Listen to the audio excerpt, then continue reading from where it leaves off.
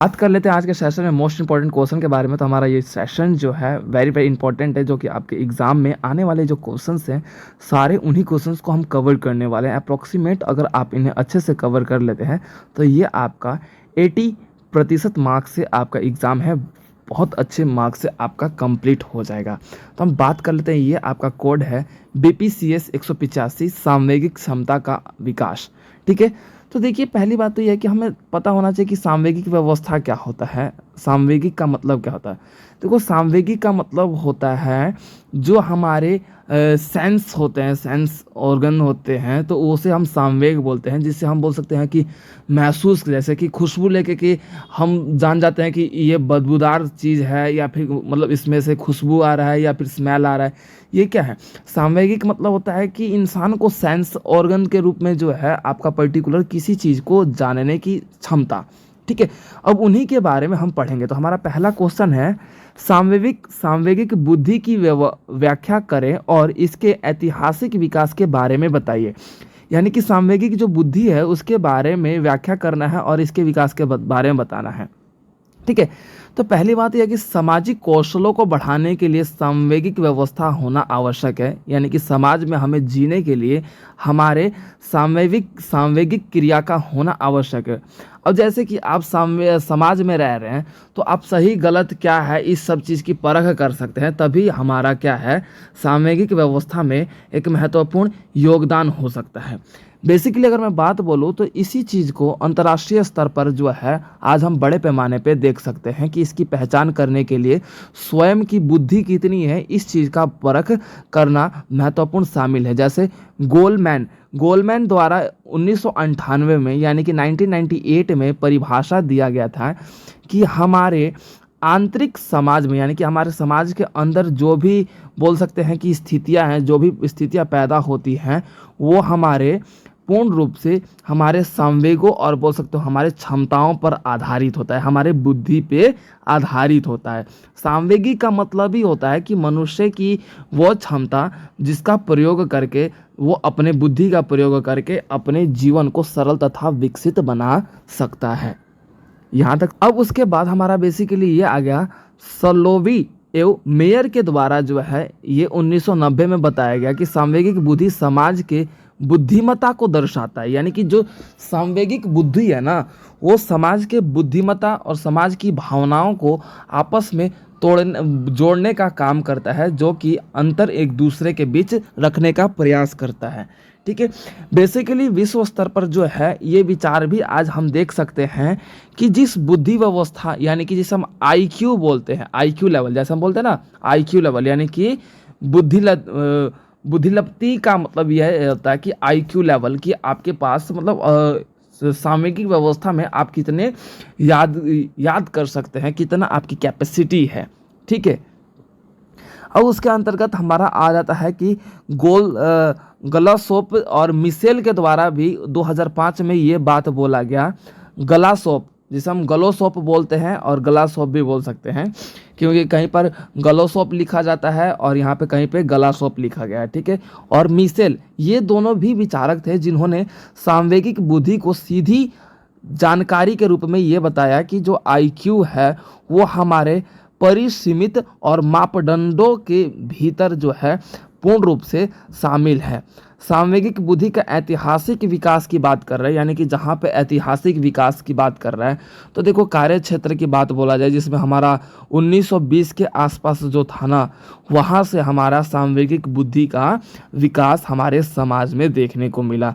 पारस्परिक जो हमारी प्रतिक्रिया था, हमारी प्रकृतिवादी व्यवस्था था, पारिस्थितिकी व्यवस्था था, हमारी बुद्धिमत्ता था, ठीक है, उनके नींव को बराबर आधिकारिक रूप में रखने के लिए जो क्षमतागर व्यवस्था है, उसके उन्मत्त और उसके अंतर्दर्शित व्यवस्था और हमारे ज्ञान के जीवन में हमारा समाज में एक अपना एक तर्क वितर्क, अपना एक सही गलत का परख करने के लिए सामवेगिक बुद्धि का होना आवश्यक है। इसी बात को हमारे इतिहास के पन्नों में दर्ज किया गया।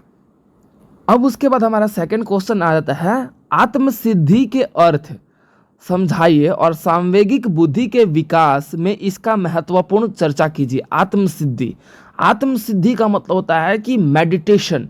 आत्मसिद्धि, सिद्धि का मतलब होता है कि किसी चीज की प्राप्ति कर लेना। अब देखो, आत्मसिद्धि का मतलब होता है कि जब हम ध्यान केंद्रित करते हैं तो आपने देखा होगा कि बोला जाता है ना, ये ऋषि मुनि ना सिद्धि प्राप्त कर रखा है। सिद्धि प्राप्त का मतलब होता है कि सीधा उसने बोल सकते हो कि बहुत से ज्ञान प्राप्ति कर रखा है। तो आत्मसिद्धि का मतलब होता है कि मनुष्य अपने इंद्रियों पे कंट्रोल करके, इंद्रिया जिसे हम बोल सकते हैं कि हमारे जैसे कि आपने देखा होगा कि हमारे बोल सकते हैं कि हॉर्मोन्स जो है डे बाय डे बढ़ते हैं, तो हमारे कुछ कुछ चेंजेस आते हैं।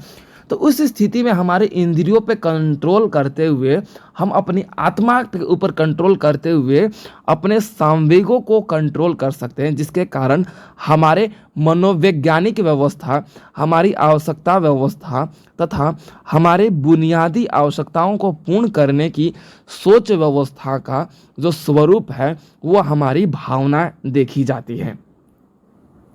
इसकी आवश्यकता को पूर्ण करने के लिए हमारे शारीरिक व्यवस्थाओं का जो हम अपने ऊपर कंट्रोल करते हैं, हम अपने इंद्रियों पर कंट्रोल करते हैं, जैसे इच्छाओं पर, हमारे संभव भावनाओं पर, हमारे भावनात्मक व्यवस्था पर, तथा आपने देखा होगा कि एज के अनुसार बहुत से लड़के जो है लड़कियों की तरफ आकर्षित होते हैं, लड़कियां लड़कों की तरफ आकर्षित होती है। ये बेसिकली आप देख सकते हो कि 18+ लड़कों और गर्ल्स में ये सब चीज़ें होता है। तो वो क्या है, हमारा जो है आत्मसिद्धि व्यवस्था पर हम कंट्रोल कर लेते हैं, तो हमारा सांवेगिक व्यवस्था के माध्यम से हम अपना विकास और अपना कंट्रोल खुद पर बेहतर तरीके से कर पाते हैं। आपने देखा भी होगा, कई बार बोलते हैं कि अगर इस एज में किसी ने अपने ऊपर कंट्रोल कर लिया तो वो इंसान कुछ भी कर सकता है, कहीं पे भी कामयाब हो सकता है और कामयाबी की सफलता को चूम सकता है। ठीक है, तो ये बात बोला जाता है, बेसिकली आपने देखा भी होगा। ठीक इसी प्रकार से आत्मसिद्धि की महत्व इसीलिए है कि आत्मसिद्धि से व्यक्ति अपने संभाव्यता को प्राप्ति करता है। संभाव्यता का मतलब होता है संभावना जो है उस चीज़ की प्राप्ति कर लेता है। यानी कि मान लो कि आपने देखा होगा पॉसिबल होता है और एक इम्पॉसिबल होता है। किसी चीज़ को हम करने में पॉसिबल नहीं हो पाते, ठीक है, लेकिन पॉसिबिलिटी होती है कि कर सकते हैं। तो उसी चीज़ को आत्मसिद्धि से हम ना, हमारे अंदर एक बहुत डेडिकेशन आता है करने के लिए, ताकि हम उस चीज़ को अच्छे से कर पाते हैं। ठीक है, तथा किसी भी लक्ष्य की प्राप्ति की इच्छा को हम पूर्ण करने में सक्षम कर पाते हैं। आपने देखा होगा कि मेडिटेशन इसलिए बोला जाता है कि हम अपने लक्ष्य को ध्यान केंद्रित कर सके। उदाहरण के तौर पे भाई अर्जुन ने मछली की आंखों में तीर कैसे मारा था? क्योंकि उसने ध्यान केंद्रित किया था। तो इसी को आत्मसिद्धि के रूप में ही प्राप्त किया जाता है। ठीक है, अब उसके बाद हमारा इसमें अलग पॉइंट आ जाता है, स्वयं की पूरी की हुई इच्छा को भी पूरा करने का कारण बनता है। आत्मसिद्धि के कारण ना, जो हम स्वयं की इच्छा रखते हैं कि भाई हमारे साथ ऐसा होना चाहिए, तो उसका पूरा करने का भी श्रेय जो है आत्मसिद्धि पे जाता है। ठीक है, संपूर्ण व्यक्ति का, संपूर्ण जो व्यक्ति है, मैं ये सारे पॉइंट्स बोल रहा हूँ, ठीक है, आप लिख सकते हैं सभी बच्चे, तो ध्यान रखिएगा। संपूर्ण व्यक्ति जो है उसके कार्यशीलता को व्यक्त करने का काम करता है। ठीक है, यानी कि जितने भी व्यक्ति होते हैं आत्मसिद्धि करने के बाद उनके कार्य कैसे किए जाए, इन सभी की व्यवस्था को व्यक्त करने का काम करता है। ठीक है, तथा आत्मसिद्धि से जागरूकता फैलता है, मनोस्थिति पे केंद्रित करा जाता है, ध्यान केंद्रित होता है। ठीक है, मन चेतना पर हम कंट्रोल कर पाते हैं, रचनात्मक व्यवस्था का उत्पत्ति हो पाता है। ठीक है, ये सारी बातें हमारी क्लियर कट होती हैं। अब उसके बाद हमारा एक आ जाता है, अगला क्वेश्चन है, उपर्युक्त उदाहरणों के साथ विभिन्न सांवेगिक क्षमताओं को विस्तृत करें। ठीक है, अब देखो उपर्युक्त सभी क्षमताएं, जैसे हमारे अलग अलग सांवेगिक व्यवस्था है, जैसे कि व्यक्तिगत क्षमता हो गया, सामाजिक क्षमता हो गया, ठीक है, और हमारा बोल सकते हो संवेगों के अनुसार क्षमता हो गया। ठीक है, तो ये हमारे क्षमता के अनुसार हो गया। तो हमारा पहला इसमें है आत्म जागरूकता, उसके बाद अभिप्रेरणा, अभिप्रेरणा का मतलब होता है मोटिवेशन। ठीक है, उसके बाद बोल सकते हैं आत्म विनियमन। ठीक है, यानी कि बोल सकते हो कि सेल्फ रेगुलेशन या फिर सेल्फ रूल्स के रूप में देखा जाता है। उसके बाद सामाजिक क्षमता, यानी कि सोसाइटी रूप में देखा जाता है। ठीक है, तो हमारा ये कुछ क्षमता है, तो हम बोलेंगे पहले हमारा आत्म जागरूकता। देखो आत्म जागरूकता का हमारा यही कारण बनता है कि हम इसमें व्यक्ति अपने आत्मा से तर्क वितर्क करके अपने आप के जीवन को सरल तथा सुगम कर लेता है। इसमें व्यक्ति ना अपनी आत्मा को सर्वोपरि मान के अपनी इच्छाओं को कंट्रोल करता है, अपनी इच्छाओं को उस पर अपने अनुसार जो है चलाने का काम करता है।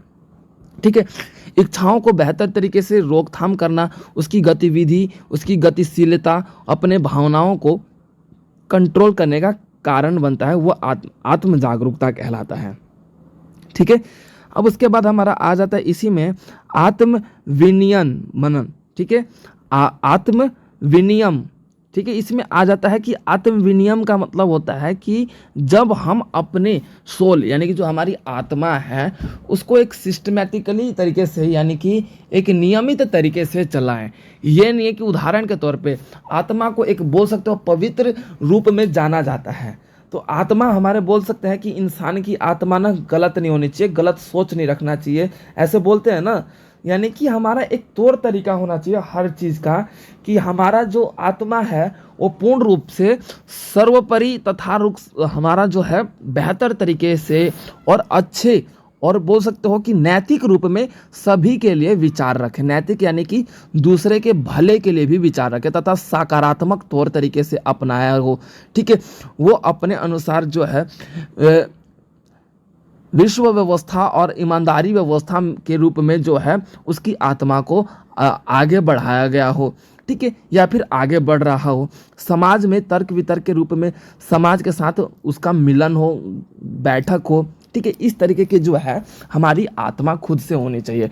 अब मान लो कि कई बार बोलते हैं दो जिस्म एक जान, मोहब्बत के लाइनों में ये बात बोला जाता है, दो जिस्म एक जान। इसका मतलब क्या है कि दो जिस्म है लेकिन एक जान है, यानी कि दो व्यक्ति हैं लेकिन उन दोनों का दिल इस तरीके से, उनकी आत्मा इस तरीके से अटैच है कि दोनों एक दूसरे को समझ पाते हैं। वही यहाँ पे बात बोल रहा है।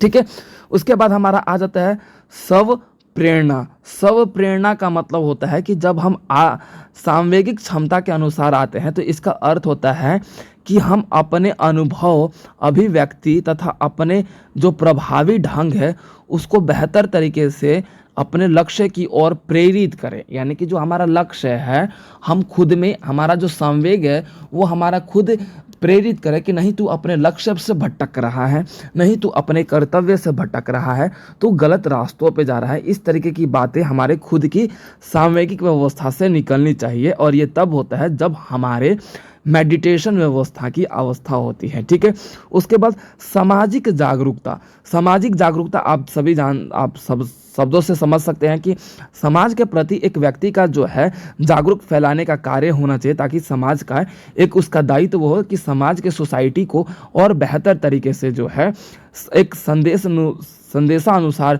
एक उसकी जो भावना हो वो समक्ष रूप में अपने समाज के विकास के बारे में और अपने समाज के कल्याण के बारे में सोचता हुआ नजर आ रहा हो, वो हमारा सामवेगिक जागरूकता कहलाता है, सामाजिक जागरूकता कहलाता है। क्लियर है? अब उसके बाद हमारा अगला क्वेश्चन है संवेगों, भावनाओं और मनोस्थिति के बीच अंतर स्पष्ट कीजिए। ये क्वेश्चन आएगा, ध्यान रखिएगा, ये क्वेश्चन आएगा। संवेग के 5 घटकों का वर्णन कीजिए। तो देखो, एक तरफ आप संवेग लिखेंगे, दूसरी तरफ मनोदशा। ठीक है, तो हम पहले संवेग और मनोदशा के बीच हम अंतर कर लेते हैं। हमें 3 चीजों में अंतर करना है, संवेगों, भावनाओं और मनोस्थिति। ठीक है, तो पहले हम संवेग कर लेते हैं।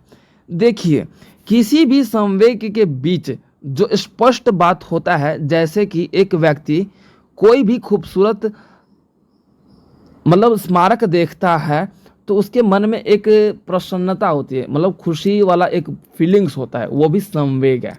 ठीक है, अब इसमें आपका बोल सकते हो मनोदशा की बात कर रहा है, तो इसमें मनुष्य की भावना होती है। उदाहरण के लिए कोई व्यक्ति किसी भी दिन उसे, मतलब आप देखते होंगे कि हमारी एक स्थिति होती थी, हम जब स्कूल टाइम में रहते थे तो हमारा किसी दिन मन नहीं होता था स्कूल जाने का, तो हमारी उस टाइम की क्या मनोस्थिति होती थी, नहीं मम्मी आज स्कूल नहीं जाना, आज मन नहीं कर रहा। वो आपकी मनोदशा होती है, वहाँ पे आपकी क्या होती है, मनोदशा होती है।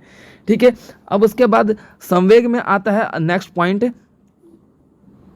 ठीक है, अब उसके बाद हमारा अगला पॉइंट है इसका संवेग का।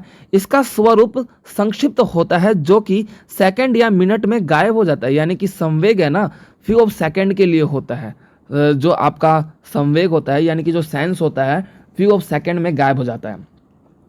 अब देखिए हमारे फ़ोन में भी सेंसर होता है। आप लोग को जब हम कॉलिंग करते हैं तो हमारे कान के पास हमारा फ़ोन आता है तो स्क्रीन ऑफ हो जाता है, सेकंड में ही आपका स्क्रीन ऑफ हो जाएगा। अब हटाओगे तो सेकंड में ही ऑन भी हो जाता है, होता है ना। तो ये भी एक संवेग का स्थिति है, लेकिन ये मैकेनिकल रूप में यानी कि आपका मैकेनिकी रूप में या फिर क्योंकि मशीनी रूप में है, ठीक है। उसके बाद मनोदशा के अपेक्षाकृत जो है ना, मनोदशा जो होता है लंबे समय के लिए भी हो सकता है, यानी कि मनोदशा जो है लंबे समय के लिए भी हो सकता है। उदाहरण के तौर पे एक और एग्जांपल देता हूँ कि लंबे समय पे क्यों हो सकता है। मान लो कि किसी के घर में भाई डेथ हो जाता है, मृत्यु हो जाती है, तो उसके घर पे मनोदशा बहुत लंबे समय तक खराब रहता है। भाई मान लो कि किसी के पति की मृत्यु होगी तो इस स्थिति में क्या है, पत्नी वियोगाभास में जो है डिप्रेशन में भी कई बार चली जाती है, तो उसकी मनोदशा वो लंबे समय तक भी हो सकता है, ठीक है। अब उसके बाद संवेग एक बहुत संगठक प्रकरण होता है और मनोस्थिति जो है आपका जुड़ी हुई एक स्थिति होती है जो व्यक्ति से जुड़ी होती है, ठीक है। संवेग क्या होता है, जो हमारे खुद से यानी कि खुद के अंदर की भी हो सकती है, लेकिन जो मनोदशा होता है वो अलग अलग व्यक्तियों के कारण हमें देखने को मिलता है, ठीक है। अब उसके बाद इसमें अगला पॉइंट है, कुछ समूहों में बांटा जा सकता है। जैसे कि अगर मैं बात बोलूँ संवेग को कुछ समूहों में बांटा जा सकता है, जैसे कि क्रोध, आनंद, ये हमारा संवेग है, ठीक है। मनोदशा को हम सुखदता और उत्तेजना के रूप में देख सकते हैं। उत्तेजना की यानी कि एग्रेसिव देख सकते हैं। उसकी मनोदशा क्या होगी, मान लो कि किसी को देख लिया, भाई हम किसी को देख लेते हैं जिसे हम देखना नहीं चाहते तो गुस्सा आ जाता है ना, तो उसकी मनोदशा हो जाती है। तो ये था हमारा संवेग और मनोदशा के बीच अंतर। अब संवेग और भावना के बीच अंतर की बात बोला जाए तो देखिए संवेग अपेक्षाकृत ज़्यादा जटिल होता है, यानी कि जो संवेग होती है ना हमारा ज़्यादा जटिल देखने को मिलता है, ठीक है। यानी कि थोड़ा सा भी अगर मान लो कि ऊंच नीच हुआ तो बहुत रिक्सी हो जाता है, समझ रहे हो। लेकिन भावना होता है ना वो कुछ समय के अंदर अंदर हमारा समाप्त हो जाता है, ठीक है। संवेग व्यक्तिनिष्ठ व्यवस्था के रूप में वस्तुनिष्ठ दोनों ही हो सकता है, लेकिन भावना व्यक्तिगत होता है, यानी कि जो है व्यक्तिनिष्ठ और वस्तुनिष्ठ, यानी कि संवेग है ना किसी वस्तु के लिए भी हो सकता है और आपका व्यक्तिनिष्ठ यानी कि किसी व्यक्ति के लिए भी हो सकता है, लेकिन जो भावना होता है व्यक्तिनिष्ठ होता है, यानी कि व्यक्ति के लिए ही होता है, ठीक है। अब उसके बाद अगर मैं बात बोलूँ तो यहाँ पे संवेग कई तरह के होते हैं, जैसे कि क्रोध, उल्लास, जलन आदि, ये क्या है आपके संवेग है। जो कि भावना की मैं बात बोलूँ तो दो ही रूपों में बांटा गया है, एक सुख और दुख, ये हमारी भावना है, ठीक है। क्लियर हो गया, तो इन दोनों के बीच ये अंतर था। अब हमारा अगला क्वेश्चन है, क्या EI सीखा जा सकता है। इस संदर्भ में IQ और EQ के बीच संबंध पर चर्चा कीजिए। EI जिसे हम AI के नाम से आज हम जानते हैं ना, AI फीचर यानी कि, ठीक है। तो देखिए हमारी सफलता और हमारी कुशलता का जो एक महत्वपूर्ण कारण बन चुका है EI फीचर, ठीक है, जिसे हम आज अपने वर्तमान समय में AI के नाम से जानते हैं, जो कि एक एडवांस आर्टिफिशियल टेक्नोलॉजी के रूप में जाना जा रहा है, ठीक है। जिसके अंतर्गत हम बात कर लेते हैं तो इसमें कुछ ऐसे फीचर्स हैं जो IQ लेवल के एडवांस लेवल तक हैं, जो कि मनुष्य से बेहतर तरीके से जो है पूर्ण रूप से मनुष्य द्वारा ये डेवलप्ड किया गया फीचर है, जो कि एक ऐसे सॉफ्टवेयर के रूप में जो वर्क कर रहा है, जो आज हमारे सांवेगिक व्यवस्था का जो एकमात्र दर्शन बन चुका है। और इसकी जागरूकता या फिर इसकी आवश्यकता आज हमारे समाज में इस कदर होने लगी है कि हम अपने काम को आसान करने के लिए EI या फिर IQ लेवल जैसे फीचरों को अपने घर में यूज़ कर रहे हैं, फीचर्स को हम अपने घर में यूज़ कर रहे हैं। फॉर एग्जाम्पल आज कल ऐसे एडवांस स्मार्टफोन आ चुके हैं जो कि AI फीचर को और ज़्यादा बेहतर तरीके से डेवलप्ड करके हमारे बोल सकते हो अपने कस्टमर को आज वो सेलिंग कर रहे हैं, जिसके कारण आज हमारे समाज में हमारी जो बुद्धि है, हमारी जो बुद्धिमत्ता व्यवस्था है, उनका जो पहलू व्यवस्था है वो पूर्ण रूप से आज हमारे समाज का एक ऐसा दर्शन बन चुका है, जो कि हमारा संज्ञानात्मक, हमारा विकास, हमारे सोचने की दृष्टिकोण, हमारे कौशल, इन सभी को आज ये AI और EI फीचर जो है आज बोल सकते हो पूर्ण रूप से खतरे में समाप्त करने की कोशिश कर रहा है, ठीक है। आईक्यू, जैसे कि इसमें बता दिया कि आईक्यू आईक्यू एक पर्टिकुलर इंसान का एक मेमोरी की व्यवस्था के रूप में देखा जाता है, जो कि आईक्यू लेवल में हम कई बार एग्जांपल देते हैं कि इसकी आईक्यू बहुत कमजोर है, यानी कि एक बोल सकते हो कि एक लर्निंग पावर या फिर बोल सकते हो कैपेसिटी बोल सकते हो, जैसे कि एक हमारा आपका रैम होता है, वैसे ही एक पर्टिकुलर हमारा स्टोरेज और रैम के रूप में हमारा ब्रेन में भी ये सब होता है, जिसे हम आईक्यू के रूप में देखते हैं। तो ये आईक्यू हमारे समाज, हमारे बोल सकते हो हमारे किसी भी कार्य को करने में सक्षम करता है। ठीक है, अब उसके बाद हमारा अगला क्वेश्चन है, सामवेगिक अभिव्यक्ति की सार्वभौमिकता क्या है। देखिए, सामवेगिक अभिव्यक्ति की बात की जाए तो विद्वानों और शोधकर्ताओं को ये शोध करते समय पता चला, और जिसमें आपका डार्विन नाम का एक व्यक्ति 1872 यानी कि 1872 में इसने प्रकाशित अपनी पुस्तक में the expression of emotion in the animals में इसमें दावा किया, यानी कि इसके पुस्तक का नाम क्या था, the expression of the emotion in and animals, man and animals, यानी कि इसने दो चीज़ दावा किया कि मनुष्य और एनिमल्स दोनों में इमोशंस हैं। बिल्कुल है भाई, मनुष्य में भी है और एनिमल्स में भी है। आप एग्जाम्पल के थ्रू ऐसे देख सकते हैं, एग्जाम्पल के थ्रू हम देख सकते हैं कि जैसे एक छोटी बच्ची मतलब लाइक डेट की बछड़ा होता है, तो अपनी माँ के स्तनपान के लिए कैसे अगर शाम के टाइम पे उसका मतलब बोल सकते हो उसके स्तनपान से दूध निकाला जाता है, तो उस स्थिति में किस तरीके से वो अपनी माँ के बोल सकते हो कि दूध पीने के लिए मतलब छटपटाने लगती है, तो भाई उसके भी तो इमोशंस है ना। तो यानी कि इसने अपनी डार्विन ने यही बात अपनी पुस्तक में the expression of the emotion main and animals में अपनी बातें रखी। तो इसने बताया कि जो संवेग है उसके कुछ व्यवस्था है, जैसे आनंद या प्रसन्नता, ये आपका बोल सकते हो संवेग है, जिसमें हम अपने रूप में देख सकते हैं कि कुछ पलकों को हम अपने सामेज में आप बोल सकते हो कि इसके लक्षण क्या है, संबंधित लक्षण। भाई जब हम आनंदित होते हैं, हम प्रसन्न होते हैं, तो हमारे पलकें बहुत मतलब डाउन होने लगती है, हमारे चेहरे की जो बोल सकते हो कि एक स्माइली आ जाती है, ओठों पे एक बोल सकते हो कि ओठों का जो है एक दूसरे का खुल के हंसना हो जाता है। आप हंसो, मतलब बोल नहीं रहे तो लिप्स आपके सटे हुए हैं, लेकिन आप हंसने लगे तो जाहिर सी बात है लिप्स में थोड़ी गैपिंग आने लगती है, अप एंड डाउन होने लगता है। तो ये आपके लक्षण है। आश्चर्य भी, हालांकि जब हम कोई बात खेलते समय हम किसी पे आश्चर्य हो जाते हैं, हाँ ये कैसे हुआ, तो उस समय अपनी आंखों को थोड़ी बड़ी कर लेते हैं, आईब्रोज को थोड़ा बड़ा कर लेते हैं, तो ये इसके लक्षण है।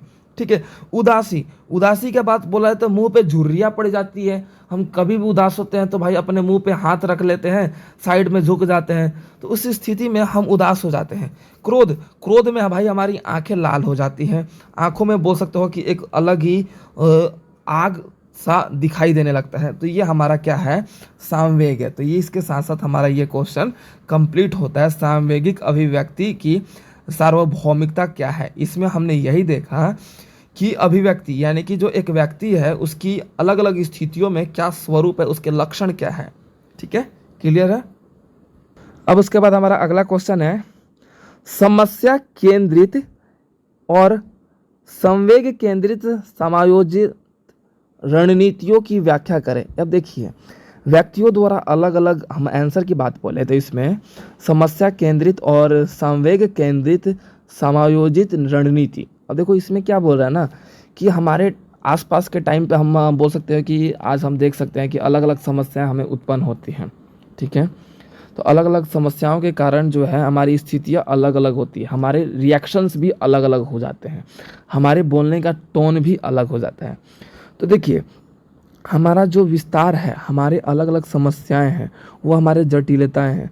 सामवेगिक पर्यटन के रूप में जो है हमारे जर्नलिज्म के रूप में देखा जाता है, जिसमें हम बोल सकते हो कि शराबखोरी हो गया, तो भाई हमारी अलग अलग समस्याएं उत्पन्न होती है। जैसे कि मान लीजिए कि कोई शराबी है, एक एग्जांपल लेते हैं, कोई शराबी है तो अचानक से उसके ठेके पे भाई पुलिस आने लगती है या फिर जो भी है इंक्वायरी आने लगती है, तो भाई समस्या हो जाती है।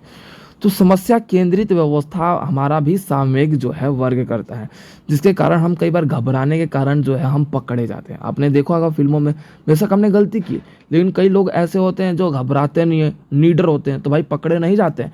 लेकिन कई जने होते हैं जो चोरी भी नहीं करते, चोरी करने की कोशिश कर रहे हैं, लेकिन फिर भी घबराने के कारण जो है पकड़े जाते हैं। तो ये सबसे बड़ी समस्या है। पहली बात, इसका कारण क्या है? ध्यान ना होना, ध्यान की प्राथमिकता ना होना। यानी कि ध्यान अगर हमारा अच्छे से नहीं लग रहा या फिर ध्यान हम अच्छे से नहीं रख पा रहे हैं, तो उसके कारण जो है सबसे बड़ी समस्या केंद्रित होता है। ठीक है, जो हमारे सामने मुसीबत बन के खड़ी हो जाती है। क्लियर है? और इसके साथ साथ हमारे पर्टिकुलर बोल सकते हैं कि जो हमारा स्थिति है, जो हमारी समस्या है, हमारे जो संबंध है, हमारे नियंत्रण पे ना होने के कारण जो है हमारे समस्याओं की स्थिति पैदा होती है। ठीक है, क्लियर है? उसके बाद हमारा अगला क्वेश्चन है, आत्मनियंत्रण के विकास के चरणों के बारे में बताइए। यानी कि आत्मनियंत्रण के विकास, देखो हमारा वर्तमान में, यानी कि आत्मनियंत्रण, देखो आत्मनियंत्रण तभी हम कर पाएंगे जब हम अपने बोल सकते हो आत्मा के ऊपर कंट्रोल कर लेते हैं। वर्तमान समय में हमारा ये क्षमता जो है धीरे धीरे समाप्त हो रहा है। क्यों? क्योंकि जो पहले के पुरुष व्यक्ति थे ना, पुरुष या फिर कोई भी ज्ञानी लोग थे, वो आत्मनियंत्रण कैसे कर पाते थे? क्यों? क्योंकि उनका एकमात्र लक्ष्य था ध्यान केंद्रित करना। ध्यान केंद्रित करने के कारण ही, जैसे बुद्ध को ज्ञान की प्राप्ति कैसे हुई? क्योंकि भाई उन्होंने आत्मनियंत्रण किया। ठीक है, अपने आत्मचिंतन करते करते अपने ध्यान की प्राप्ति उनके द्वारा उन्होंने प्राप्त किया।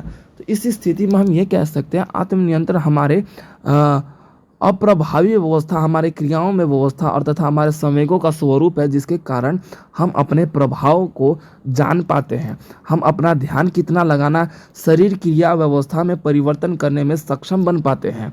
उदाहरण के तौर पे हम आत्मनियंत्रण करते हैं तो हमें चोट लगने के बावजूद भी उस तरीके से दर्द नहीं होता। क्यों? क्योंकि हमारा क्या है, हमारे खुद के ऊपर नियंत्रण हमने करना सीख चुके हैं।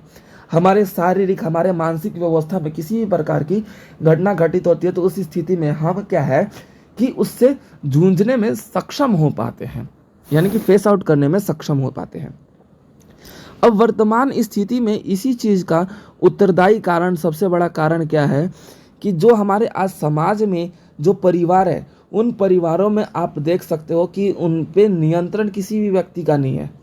वो पर्टिकुलर आज देख सकते हो कि कोई ना कोई आपस में बटा हुआ है, बंटवारा हो रखा है। ठीक है, जो बांटने का काम हो रहा है। तो इस स्थिति में समाज में आप देख सकते हो कि परिवारों में आज एकता नहीं रह चुका है। क्यों? क्योंकि आत्मनियंत्रण नहीं है, यानी कि परिवार में नियंत्रण व्यवस्था नहीं है। ठीक है, अब उसके बाद इसमें अगला पॉइंट है व्यवस्थात्मक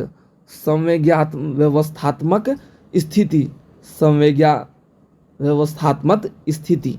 अब देखो इसमें क्या है ना कि मनुष्य अपनी पहचान अपने संवेगों के अनुसार करते हुए अपने स्थिति के बारे में जानने में सक्षम होता है कि भाई मैं कितने लेवल तक हूँ, मेरी पहचान क्या है, मैं किस तरीके का जो है ह्यूमैनिटी नेचर रखता हूँ। ये सारी बातें जो है यहाँ पर अपने अंदर स्वयं ही मनुष्य अपने झांक कर, टटोले कर या फिर बोल सकते हो तलाश कर ये अपना जो है खोज करने में सक्षम बन पाता है। क्लियर हो गया? तो ये था हमारा सेशन जो कि अब कंप्लीट होता है, और यही क्वेश्चन आप अच्छे से कर लेते हैं तो आपके एग्जाम में वंडरफुल मार्क्स के अकॉर्डिंग जो है आप अपने एग्जाम में बेहतर मार्क्स। क्वेश्चन हमारा, सामवेगिक बुद्धि को परिभाषित कीजिए। सामवेगिक बुद्धि के ऐतिहासिक विकास और घटकों पर चर्चा कीजिए। और देखो सामवेगिक बुद्धि क्या है उसके बारे में बताना है। तो देखो सामवेगिक बुद्धि का तात्पर्य भावना से छुपा होता है, जैसे कि आप सभी हमने अपने प्रीवियस क्वेश्चन में देख ही लिया, जिसमें हम अपने भावनाएं होती है, जैसे कि क्रोध हो गया, प्रसन्नता हो गई, ठीक है, या फिर दूसरे के प्रति करुणा हो गया। ठीक है, ये हमारा सामवेगिक व्यवस्था था। अब बुद्धिमत्ता की बात की जाए तो सामवेगिक बुद्धि जो है, जो पूर्ण रूप से हमें अपने बुद्धि पर कंट्रोल करते हुए अपने भावनाओं को भी हमें नियंत्रण करना होता है। उदाहरण के तौर पे मान लीजिए कि कई बार हम देखते हैं किसी के घर पे कोई घटना घटित हो गया, तो हमें कंट्रोल भी करना होता है कि भाई चलो हमने रो तो लिया, लेकिन हमें लोगों को संभालना भी पड़ता है। ठीक है, हमें कहाँ पे रोना है, कहाँ पे हंसना। अब जैसे कि आपने बहुत फिल्मों में देखा होगा कि मतलब ऐसे नॉर्मली कि क्या होता है कि मतलब जहाँ पे किसी की मृत्यु होती है वहाँ पे हंसने लगते हैं लोग इस तरीके के। तो सामूहिक बुद्धि का जो है पर्टिकुलर हमें कहाँ हंसना, कहाँ रोना, कहाँ गाना, कहाँ जो भी एनीथिंग एल्स, तो ये सारी बातें देखने को मिलता है। अगर इसके ऐतिहासिक विकास की बात की जाए, यानी कि ऐतिहासिक यानी कि हिस्टोरिकल डेवलपमेंट की बात की जाए, तो देखो सामूहिक बुद्धि जो है उसकी संकल्पना 1920 में थार्नाइड थार्नडाइक के द्वारा जो है, यहाँ पे नाम क्या है, थार्नडाइक के द्वारा जो है ये बात प्रस्तावित किया गया, जो 3 रूपों में बांटा। इन्होंने बताया कि सार विश्लेषणात्मक या मौखिक, यानी कि जो है सामूहिक बुद्धि का मतलब ये होता है कि जिसमें हमारा सार छुपा हो या फिर विश्लेषणात्मक स्थिति छुपा हुआ हो। ठीक है। अब यांत्रिक के रूप में जो है दर्शन करते हैं, तो देखो सामूहिक बुद्धि हम देख सकते हैं कि बहुत आप यात्रा देखते होगे, जो तीर्थ यात्रा हो गया, तो भाई यहाँ के जो दर्शन लेने वाले श्रद्धालु हैं वो अपने सामूहिकों को, अपने बोल सकते हो कि सेंस ऑर्गन को, अपनी भावनाओं को कंट्रोल करते हुए या फिर अपने भावनाओं को व्यक्त करने के लिए वो इस स्थान की यात्रा करते हैं। आप लोग देखते होंगे कि केदारनाथ हो गया, बद्रीनाथ हो गया, या फिर तीर्थ धाम हो गया। तो यहाँ पर क्या है, अपने भावनाओं को व्यक्त करते हुए कि हाँ हम ईश्वर के प्रति अपने आप को श्रद्धालु मानते हैं और ईश्वर के प्रति हमारा एक समर्पण है, उस चीज़ को व्यक्त करने के लिए वो ऐसे स्थान पर जाकर अपना बोल सकते हो कि तीर्थ यात्रा अपनी शांति की प्राप्ति के लिए करते हैं। ठीक है। अब इसके घटकों की बात की जाए तो देखिए 1983 में यानी कि 1983 में अलग अलग क्षमताओं के अनुसार हमारा मौखिक भाषा, शारीरिक सामवेगिक, तार्किक सामवेगिक, लंबवत रूप में जो है ये आपको देखने को मिला। ठीक है। अब इसके साथ साथ हमें ये देखने को मिला कि अगर हम घटक की बात करें तो हमारा पहला घटक आ जाता है भावनाओं को समझना, यानी कि सामवेगिक बुद्धिमत्ता का मतलब क्या है कि हमें दूसरे की भावनाओं को समझना। सब हेडिंग्स लिखते जाइए सभी स्टूडेंट्स। उसके बाद हमारा भावनाओं को समझना और भावनाओं को समझकर व्यक्त करना, ये दोनों हैं। अब उसके बाद हमारा भावनाओं को प्रबलित करना तथा फोर्थ है भावनाओं का उपयोग करना। यानी कि पहला क्या है, भावनाओं को समझना। ठीक है। सेकंड क्या है, भावनाओं को समझ के उपयुक्त करना। ठीक है। तीसरा आपका क्या, भावनाओं को प्रबलित करना। प्रबलित का मतलब होता है भावनाओं को कंट्रोल करके चलाना। ठीक है। उसके बाद हमारा अगला है भावनाओं का उपयोग करना, यानी कि हम कैसे अपने फीलिंग्स को प्रयोग में लाते हैं। तो इसका सबसे बड़ा कारण है भावनाओं को समझना। तो हम देखते हैं कि दूसरे भावनाओं को पंजीकृत करते हुए हम दूसरे लोगों की भावनाओं को कदर करते हैं, समझते हैं, तो हमारा सहानुभूति कहलाता है। ठीक है। तो ये हमारा टॉपिक है जो कि कंप्लीट होता है। क्लियर है। अब उसके बाद हमारा अगला क्वेश्चन है आत्मनियंत्रण का अर्थ और महत्व स्पष्ट कीजिए। आत्मनियंत्रण विकसित करने के लिए नीतियों का वर्णन कीजिए। ठीक है। तो हमारा ये क्वेश्चन है, देखो आत्मनियंत्रण जिसे दीर्घकालिक लक्षणों के रूप में हम अपने संवेगों, अपने भावनाओं, अपने व्यवहार तथा इन सभी क्षमताओं के ऊपर हम नियंत्रण करते हैं, जिसी को हम आत्मनियंत्रण कहते हैं। उदाहरण के तौर पे मस्तिष्क हो गया, शारीरिक विचार हो गया, शारीरिक क्रिया हो गया, हार्मोन्स में हो रहे परिवर्तन को भी कंट्रोल करने की प्रक्रिया को ही हम आत्मनियंत्रण की श्रेणी में हम इस चीज़ को रख सकते हैं। इसके साथ साथ हम अपने व्यवहार, अपने महत्वता को देखते हुए इसका विकास करने का सबसे बड़ा कारण है कि हम अपने इन आत्मनियंत्रण करते हुए अपने किसी भी मानसिक स्थिति में अपने आप को बेहतर तरीके से चला सकते हैं, रख सकते हैं, या फिर उस प्रॉब्लम से हम फेस आउट कर सकते हैं। तो आत्मनियंत्रण हमारे जीवन में बेहद ही आवश्यक है, ताकि तार्किक रूप में हमारा लाभ हो सके, दीर्घकालिक रूप में हम अपना विकास कर सके, हमारा हृदय धड़कन इत्यादि इन सभी के रूप में जो है हमारा प्रॉपर एक कंट्रोल हो। तो ये हमारा आत्मनियंत्रण के रूप में जो है एक परिभाषा था। ठीक है। अब इसके विकास की बात की जाए तो देखो आत्मनियंत्रण के विकसित रणनीति की बात की जाए तो अपने कठिन कार्यों को पहले निपटा ले, यानी कि कोई भी कठिन कार्य होता है ना तो हम उसको पहले कर ले, ताकि भाई हमें बाद में ना मतलब अपना हम कंट्रोल ना खोए, यानी कि नियंत्रण ना खोए। आपने देखा होगा कि बोला जाता है पेपर आने से पहले भाई अपना तैयारी कर लो, नहीं तो टेंशन होने लगेगा। तो इसी को आत्मनियंत्रण की श्रेणी में रखा जाता है। उदाहरण के तौर पे हम इस तरीके से भी रख सकते हैं कि जैसे जैसे हमारा कोई भी खतरा आता है, हमारा जो है प्रेशर बढ़ने लगता है, तो उस स्थिति में हम नियंत्रण नहीं कर पाते। कोई भी कार्य आता है टेंशन की वजह से होने से, तो हमारा क्या है, प्रेशर बढ़ने लगता है। इसीलिए हम कोई भी काम से पहले हम अपने आप को यही बोलते हैं कि काम स्टार्ट होने से पहले अपना काम को कर लेना चाहिए, ताकि जो है हमारा किसी भी प्रकार से तनाव ना हो और हम अपना नियंत्रण ना खोएं। ठीक है, अब उसके बाद आत्मनियंत्रण व्यवहार में बदलते हुए स्थितियों का वर्तमान स्थिति। तो देखो, जैसे कि आज हम बोल सकते हो रात्रि में उल्लू को अगर बोला जाए तो सुबह की नींद भरी हुई व्यवस्था में देखा रहता है कि रात में जो है उल्लू जगा रहता है और दिन में सोया रहता है। ठीक है, तो इस स्थिति में हम ये कह सकते हैं कि हर एक जीवन का, हर एक बोल सकते हो कि सार का अपना अपना एक पहचान है, उसकी अपनी अपनी एक आदत है कि किस तरीके की वो अपनी भावनात्मक स्थिति में अपने आप को जीवित रखता है या फिर जीवन संभित रूप में रखने का प्रयास करता है। आत्मनियंत्रण में मनुष्य अपने आप में नियंत्रण करने के लिए अपने आप को जैसे निद्रा से किस तरीके से कंट्रोल कर सकता है।